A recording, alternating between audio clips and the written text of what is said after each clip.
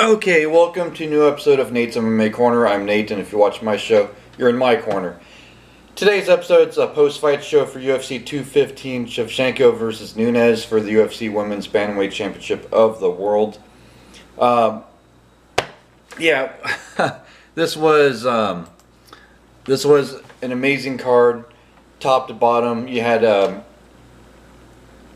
people playing the good guy role, the bad guy role, and whatnot, and it was just a great pay-per-view card altogether.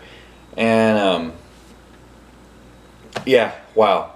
So the main event, this is a post-fight rundown on the main card, and let's get started. So the main event was for the UFC Women's Bantamweight Championship of the world.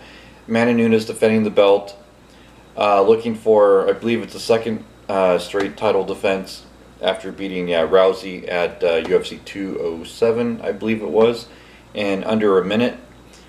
And Valentina Shevchenko is thought to be the toughest challenge for Nunes stylistically, with the grappling and the striking. And this fight, I was on the edge of my seat with this fight because this fight was pretty back and forth. I wasn't sure who was winning which rounds. I felt like Amanda Nunes won the first 3 or 4 rounds, but then when they showed the strikes per round, it showed that Valentina outstriked Nunes on at least 1 or 2 of the rounds. It was, wow, a barn burner, and it went to a split decision. It was 48-47 for 2 of the judges for Amanda Nunes, thus having her win by split decision. I think Valentina should have went for it more so in that 5th round. I mean, the takedown did count for Nunes. However, Valentina was landing strikes on the bottom, but then, how many strikes need to land to really negate the takedown on a, in points when it goes to the judges? How are the judges going to score that? That becomes a little tricky. Amanda Nunes, though, I think was the rightful winner of this fight. Even though I wanted Valentina as a fan to win this fight, I think Nunes won fair and square. I felt she did a little bit more overall, but Valentina does have a case for, wanting the decision overturned. This was a great fight.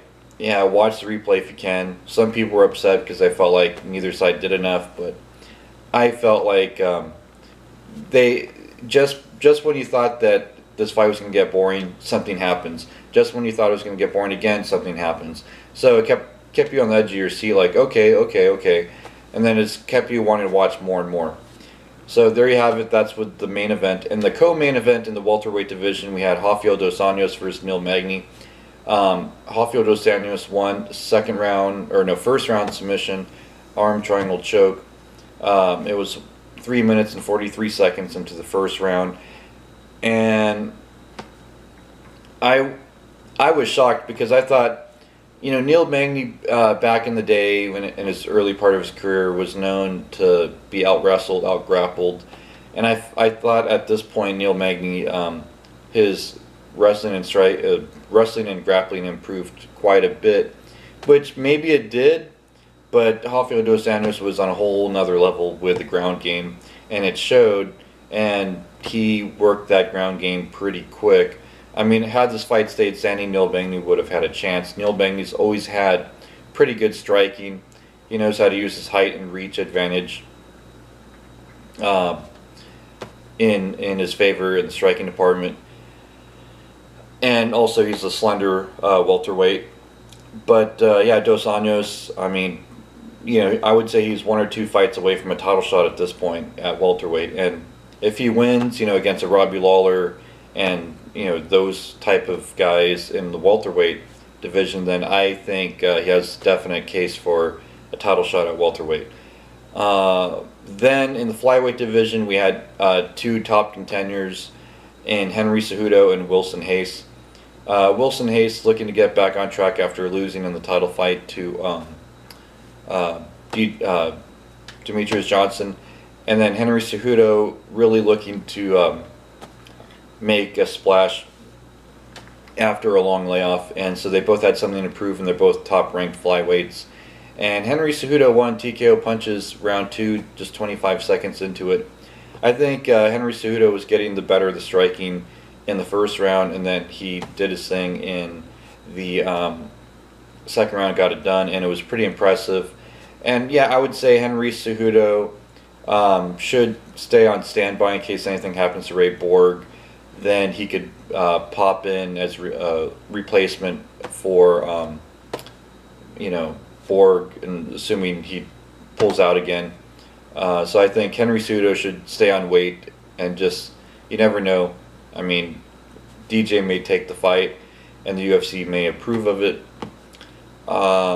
So yeah, and this flyweight division's looking pretty interesting right now because, it's like when DJ fights Ray Borg, what's going to happen next with the flyweight division? Because it's going to be for a lot of rematches at this point if DJ's still champ. Yeah, that flyweight fight though on this pay-per-view was amazing. Henry Cejudo did his thing, and Wilson Hayes tried while he was still in the fight. Then in the light heavyweight division, we had Ilir Latifi versus Tyson Pedro. Wow, this one, I mean, it was takedowns galore for Ilir Latifi, and it was just Ilir putting on a striking clinic on Tyson Pedro, and I was shocked. I did not see this coming. I thought this would stay standing, and then Tyson Pedro would get a knockout win in the first or second round. But no, Ilir Latifi just outclassed in every sense of way Tyson Pedro, blew him out of the water. Ilir belongs in the top 10 of the UFC light heavyweights, and this was a dominant performance completely for Ilir Latifi, like it or not. And yeah, it's going to be interesting if Ilir Latifi can get past the top 5 guys in the UFC light heavyweight division.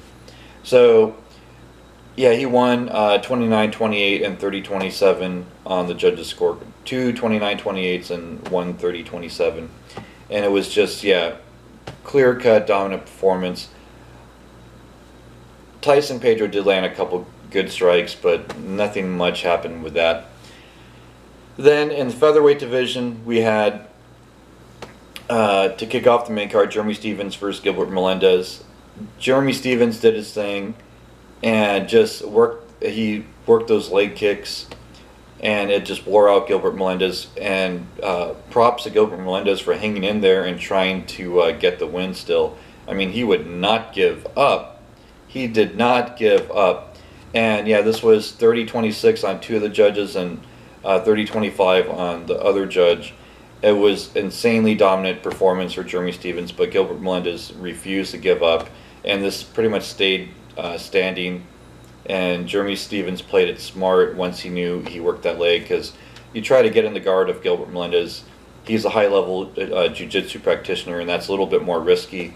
And when he knew he hurt the leg of Gilbert Melendez, he knew he had a speed advantage in the striking and could just outbox him at that point, and it worked. So there you have it. There is a post-fight show for UFC 215. Stay tuned for my pre-fight for UFC Fight Night, Rockhold versus Branch. And until then, I will see ya.